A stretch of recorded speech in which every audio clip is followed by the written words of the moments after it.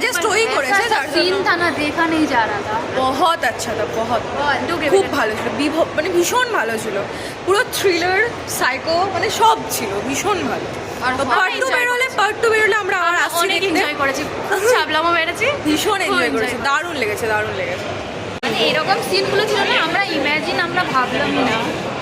Self Dima আমি হচ্ছে কোমল And myself phone. Myself Swastika hello hello Kolkata আরে ওইটা করে